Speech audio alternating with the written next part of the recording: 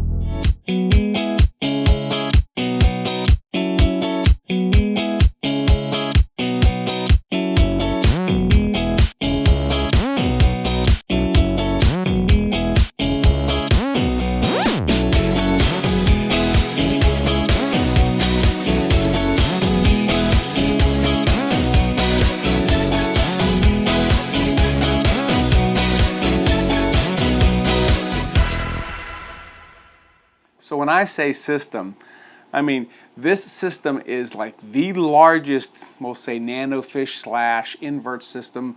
I know for sure in Florida, but I believe probably in the United States. And it's a really cool system. And when I got to talking with Kevin, they had just installed it, and they were probably 2 weeks away from basically adding fish to it. And what we got to do was talk to Kevin about his design considerations when he built that system. And again, what's cool about it is that they've already have other systems in their shop that have been up and running for 5 years. So they've kind of learned on, any kind of issues or mistakes that they had in that system, built upon that to create this system. And where I think it's practical, at least for the normal hobbyist, is the fact that we all, again, want to design and build systems in our house, and you can take some of the lessons that they learned and incorporate it into your systems. And even if you're going to build like a quarantine system, for example, again, tons of information in this video that will help you kind of do that, ultimately at a high-end scale, but again, very useful, very practical. And that's the reason for the video. Also, last week's video, I talked about a product that basically I used in that tank to help with the cleaning of the glass and basically scraping, algae, maintenance, that kind of stuff. And so I got a lot of emails on that, what product, and it is the Teardown, right? Do a Google search, it'll show up there. Ultimately, again, what the product has done for me, it has limited the amount of time that I have needed to basically wipe the algae off the glass, and I really think a lot about the product. Actually, so much so that I actually added to the website, to the AmericanReef HPD store, so if you can't find it anywhere, you can always pick it up there as well. Again, Teardown. Now, with that being said, let's hear what Kevin has to say about this new specialty system.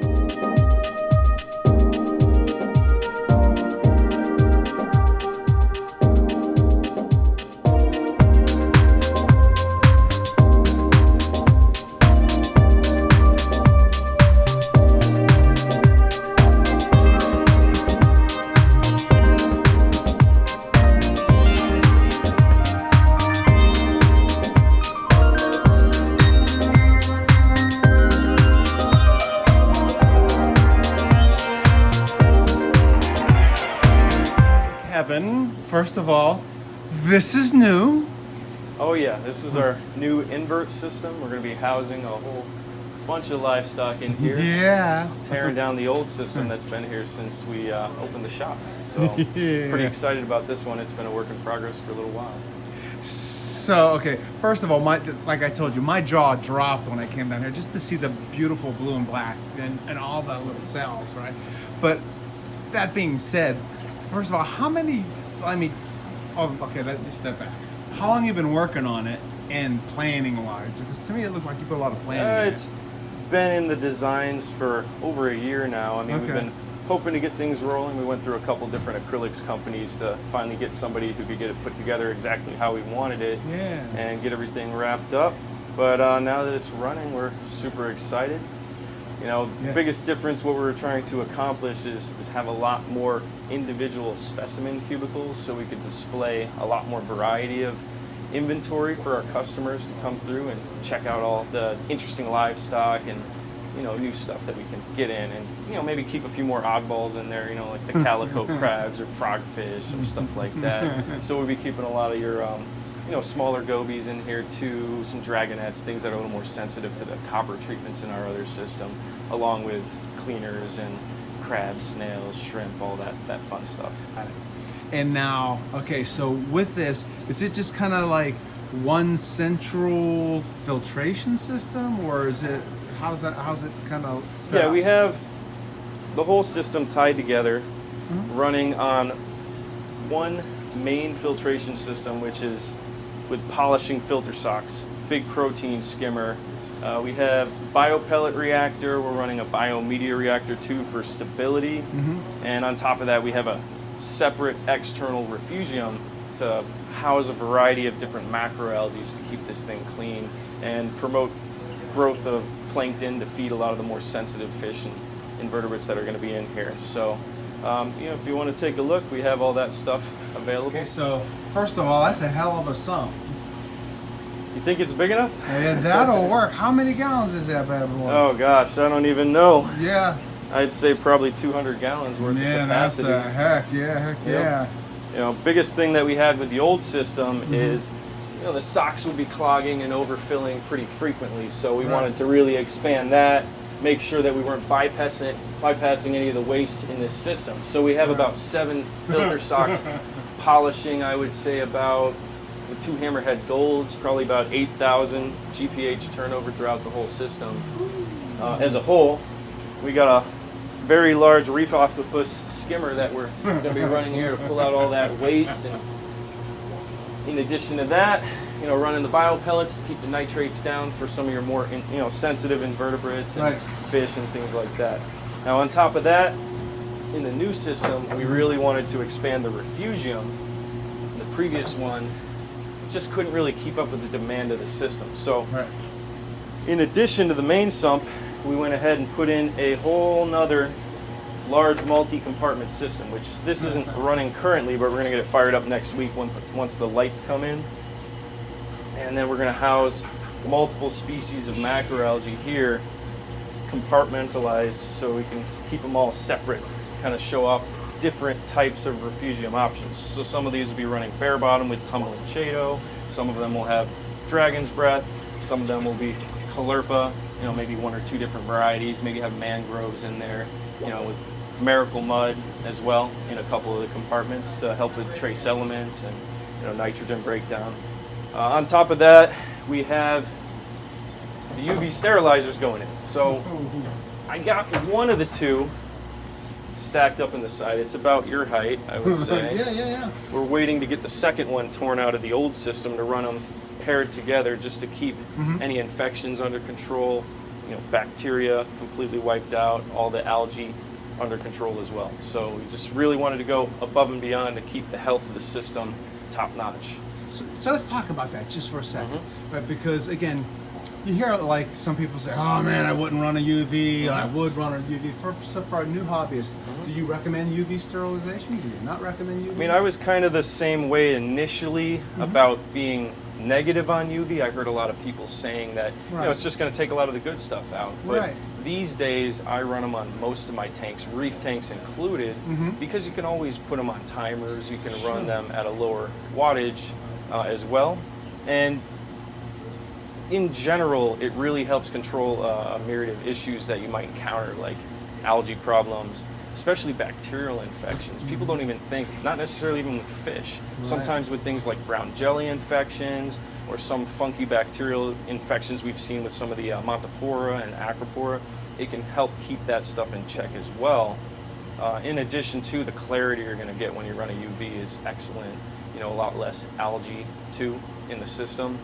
And a lot of the other stuff that you would want to put in is going to be supplemented with food that you're going to be putting in the system too, you know, like phytoplankton, supplements, reefroids, things like that, that a lot of people are going to be dumping in. So, you know, I would say it's not really stripping things out, but if you're nervous about that, you can more just run it if you had a outbreak of ick or something like that. So to your point, put it on, you can always shut it off, but it's better to have and not need than need and not have. Exactly, yep. Yeah. More as a backup or Yeah. using it sparingly. Ah, good idea. So now then back to this system, right? So you've got it on there, you're going to put another one on it, right? And then you'll have two, and then again, is that plugged directly into the filtration system? I'll say the filtration before the refugium, or is it in the refugium side of it, or how does that work? But pretty much it feeds off a manifold valve which runs through the UVs in series to get maximum exposure time, so that way we'll be able to wipe out not only algae, bacteria, but also parasites that would be passing through. And then the output of that would be feeding the refugium. Since the refugium doesn't need very high turnover for its effect, all that's going to go straight into there, so we're not taking away from any of the turnover in the main system. Got it. Perfect. And so on the refugium side of it, you said you had, again, 4 of the macroalgae in there. Are you planning on pruning that thing a lot and feeding it, or just pruning it, or how does that, tie Well, in? being in a retail setting, I think we would naturally prune it a lot, hopefully by selling a good majority of it. But a lot of times when we get in, picky tangs and angelfish, a lot of those ones that just won't eat the prepared foods we're giving them, a lot of times we'll supplement macroalgae into their diet, get them going to the point where they start scarfing that stuff down, and then maybe transition them to seaweed and some of the pellet food and flake food and all that. On top of that, if we have to throw it out, you can always have to go that route too. Typically with the lights we're running these days, I mean, it does grow extremely fast with the amount of waste being produced in the system. We would be using part of it, some of the Ecotech radions. Big fans of those. You also have the option of storing other things down there like anemones and that sort of thing. And being that the spectrum can be fine-tuned, you can really dial in what the plants need as well. Another product out there, the Kessels. I don't know if you're familiar with the Floras. Yes. Those ones are excellent too, really dialed in just naturally for the spectrums for the plant growth too. So we're probably going to be running both of those just to kind of contrast those options and show our customers, which ones they might want to use at home. Sure. And now, again, with the system here, is the plan to kind of experiment, or just more of a showcase? Now, there's, how AmericanReef will experiment to see which light does better or worse or whatever, or is you're more of a, Mr. Customer, this is so you can see? I would say we're always experimenting. Sure. But at the end of the day, it's more demonstrating the products and letting people make up their mind. But obviously, the one that performs the best, I would say we would probably be recommending the most. So only time will tell in that regard. But I think both lights would have their merit. And obviously there's a big price gap between them too. So it just comes down to what's best for the customer overall, and let them make that choice. Yeah, I see it was a loaded question because, again, I know that you're all about your customers, so that's why I set it up for you, so you can see the reason why you want to come here is so customers can actually see, feel, and touch. Yeah, exactly.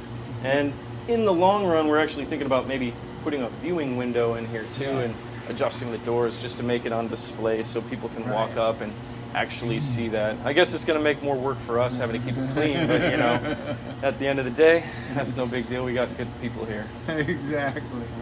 And as far as specimens, how many do you think you can house here approximately?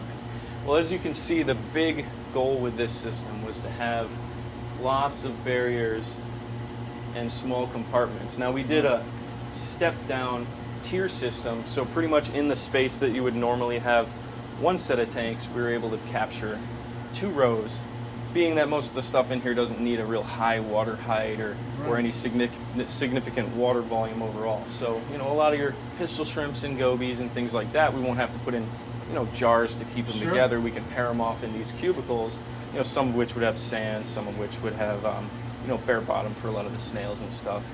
And we don't have to worry about a lot of the aggression issues that we encountered in the old system.